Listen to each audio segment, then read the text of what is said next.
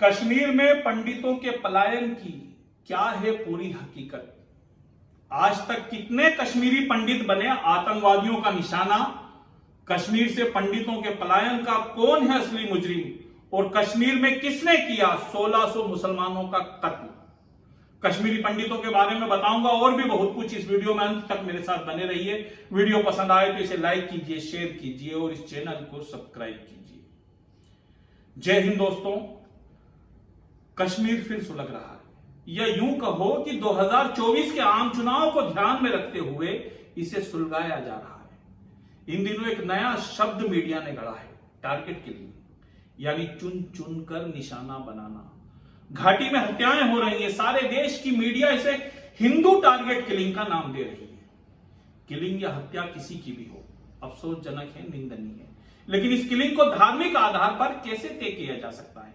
दैनिक भास्कर के मुताबिक लगभग एक माह के ताजा मामलों में 9 लोग टारगेट किलिंग का निशाना बनाए गए हैं, जिसमें से 5 गैर मुस्लिम और 4 मुस्लिम, यानी लगभग आधे मुस्लिम। फिर इसे हिंदुओं की टारगेट किलिंग कैसे कहा जा सकता है। मेरा मानना है टारगेट किलिंग चिंता का विषय होना चाहिए, सिर्फ हिंदू टारगेट किलिंग नहीं। और एक बात, कश्मीर से 370 हटाकर कश्मीर समस्या का समाधान कर देने का दावा करने वाली सरकार के कारिंदे अब खामोश क्यों हैं। एक लंपट निर्देशक की अधकचरी जानकारी वाली फिल्म देखकर उद्वेलित होने वाले वो दर्शक कहां हैं।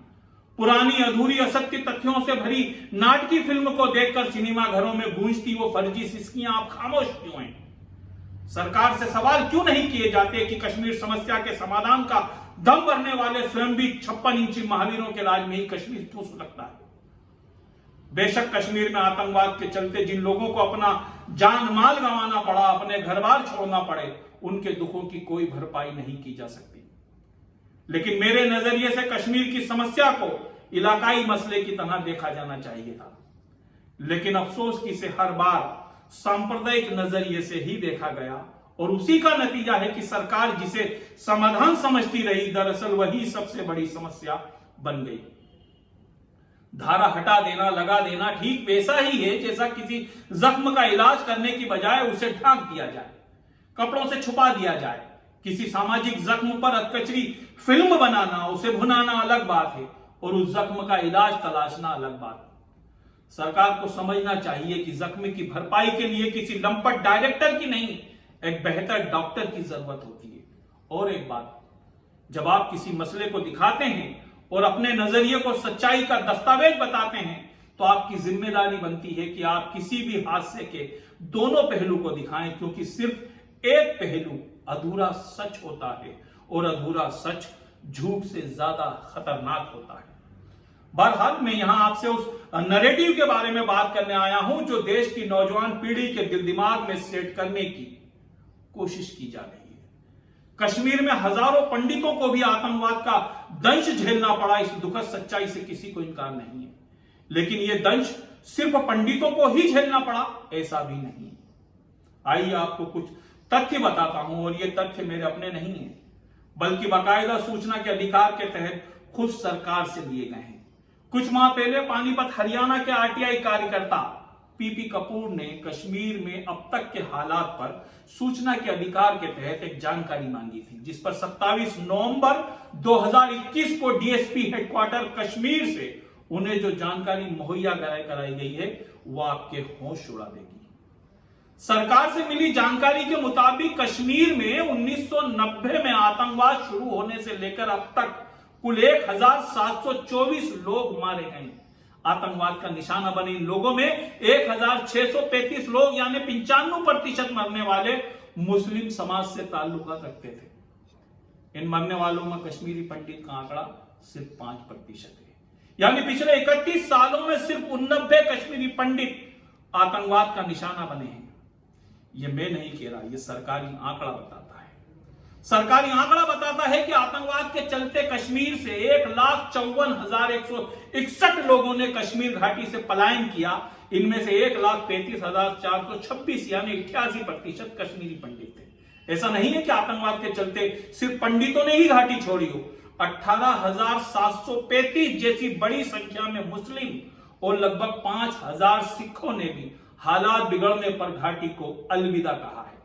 आंकड़े ये भी बताते हैं कि फिलहाल 53,978 कश्मीरी पंडित, 11,212 कश्मीरी मुसलमानों और 5,013 सिख और अन्य समाज के विस्थापितों को सरकारी मदद मिल रही है, जिसमें रहने के लिए आवास, खाने के लिए खाद्यान्न और नगद रुपयों की मदद भी शामिल है।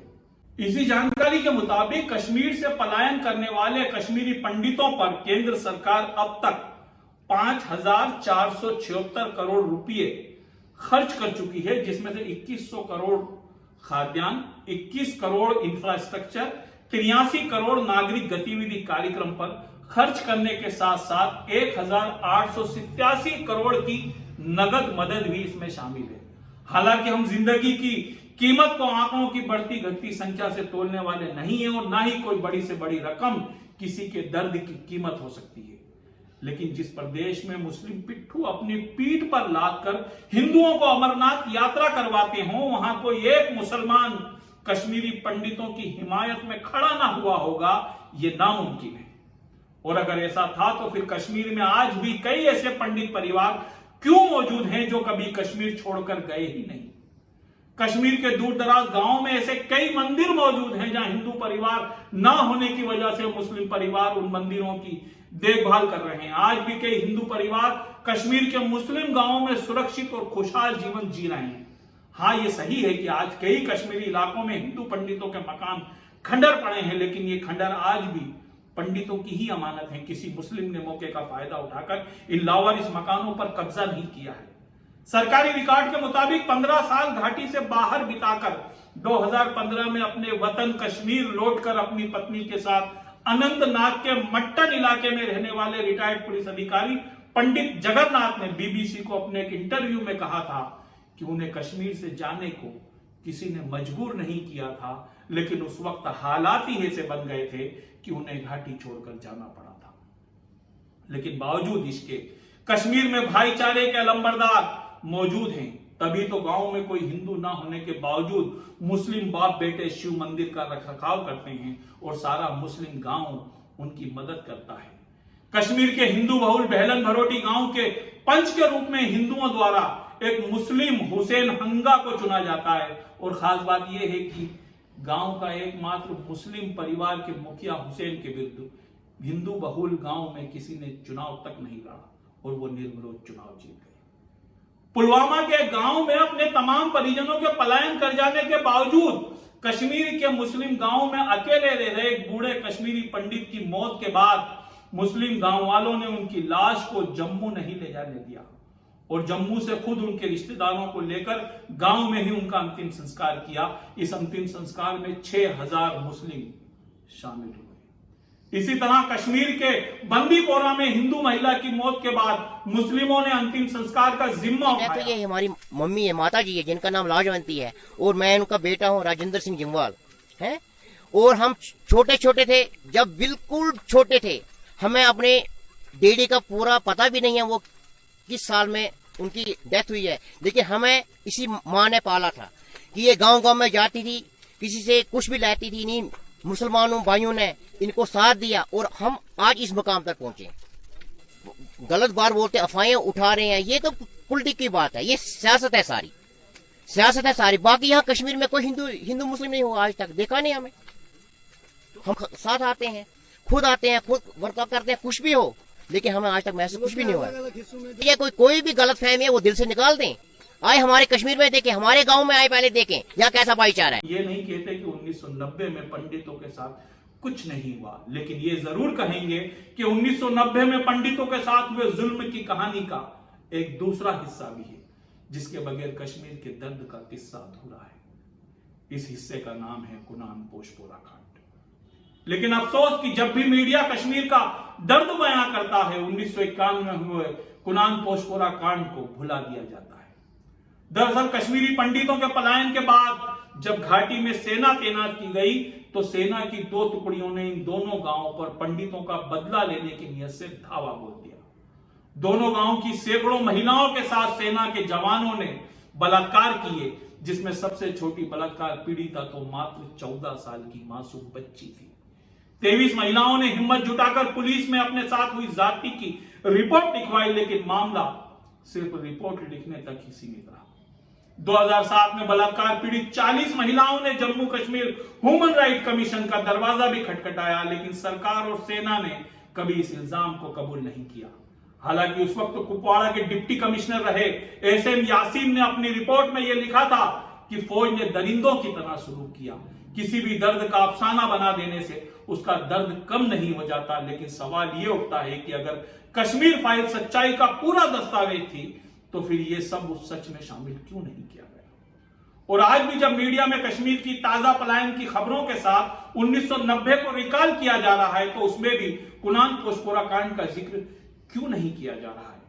और हैरानगी की बात यह है कि 1990 का पलायन हो या 1991 का कुनान पोस्पोरा सामूहिक बलात्कार कांड या फिर कश्मीर में आज के हालात हों, उस दौर की सरकार से लेकर आज की सरकार तक हर मामले के लिए खुद को कितनी बेशर्मी से पाक दामन बताकर कांग्रेस को जिम्मेदार बता देती है। और कोई मीडिया, कोई चैनल, कोई अखबार, यहां तक कि आवाम भी इस सरकार के हास्यास्पद दावे पर सवाल नहीं करता कि 1990 में जब कश्मीर से पंडितों का पलायन हुआ तब केंद्र में भाजपा के ही गठबंधन वाली वीपी सिंह सरकार थी, लेकिन कश्मीर से पंडितों के पलायन की घटना के बावजूद भाजपा के समर्थन से सरकार चलती रही।